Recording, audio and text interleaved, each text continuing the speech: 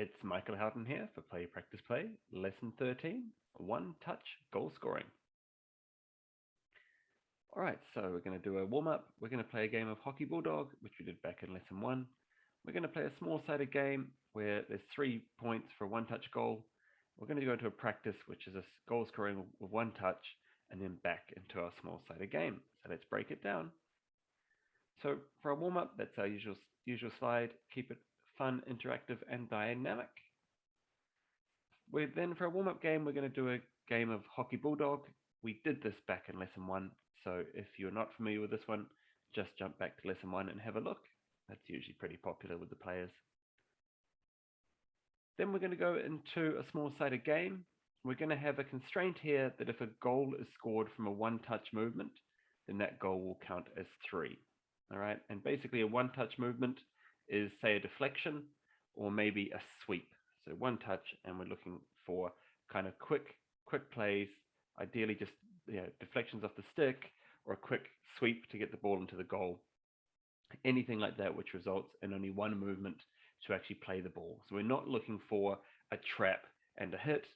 All right, we're looking for something that signals a one-touch play. Deflections are great, and if we can get deflections being practiced with this, then that's even better. But a one-touch sweep is also very, very good. All right. We're then going to go into a practice. Okay, so we'll go into a one-touch goal scoring practice, and I'm going to give 3 different examples here.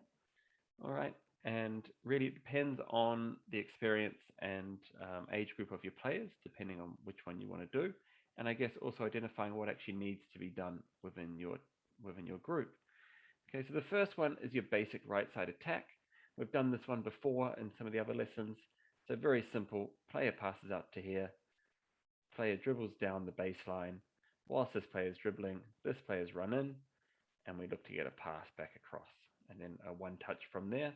Okay, so again, that's probably going to be a one touch sweep across. There's a couple of variations that we can do here. We can maybe add a cone in here somewhere and make this player run around this way. That's a little bit more realistic of losing a marker.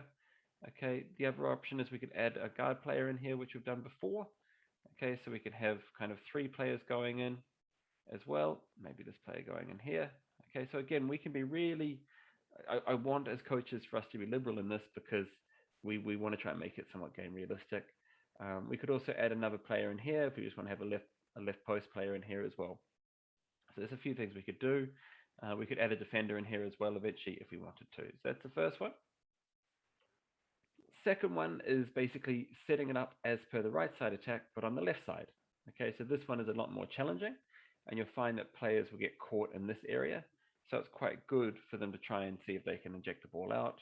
So again, in this case, we start here. We have a pass, a wonky pass in this case. It goes to the left. Player dribbles down. All right. This player is going to be coming up to the top, and we're going to be looking for this player to turn and get the ball back up. So this is quite good because it's going to practice that turn, which you'll see from the players, it is quite difficult. A right side attack is a far more easier than a left side attack. Okay, so we're going to be looking for them to do that one there. And then the third example is this one here. So this is where we get really creative now. Okay, so we actually have 4 cones here, and we can have our players, and this would be good for a bigger group. All right, so we get a long pass out to our left forward here, which is good. Okay, so we start with a long pass. Let's get rid of that for a second. So the ball is here now. This player runs in as a guard player, so we can practice this guard play. We look to get this player to get the ball back here. So the ball's now here just outside the 25, and we look to get some sort of long ball out to here with this player running it. All right, so there's a lot going on there, but you'll see very quickly, and look, we're all been coaching a lot at this stage. We understand that we can move these things and change it as needed for our players. But seeing if we can get this sort of play going would be quite good. And obviously this player running in, try and get the deflection off the post. And again, depending on your age group, you can move that there. Maybe they start there and they're running a little bit closer or whatnot. So there's different options there, depending on what they want to do. Okay, so mix this up, but really we're just looking for any sort of drill which is going to create that deflection or a one touch within the circle. That's fundamentally what we're looking to practice. Okay, at this point, we're going to go back to our normal game. Okay, we can keep our restraint here if we want to for a few minutes. Again, everything about this is just a normal hockey game with that one constraint. We want our players to be looking for that one touch in the circle. And it's really important to note with this as well, is that it's a lot easier, well, at least in my opinion as a coach, it's a lot easier for us to score goals by simply treating the ball going to the goal as another pass, or yes, trying to beat the keeper by passing around the keeper is actually a lot easier than trying to get a shot from the top of the circle.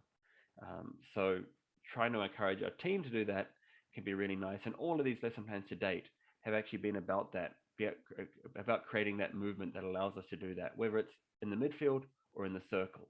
The fundamentals are all the same. So we're just looking to implement this, and by having the one touch as part of our policies of our coaching, it's going to allow us then to really perfect what we've been trying to teach for these last few lessons.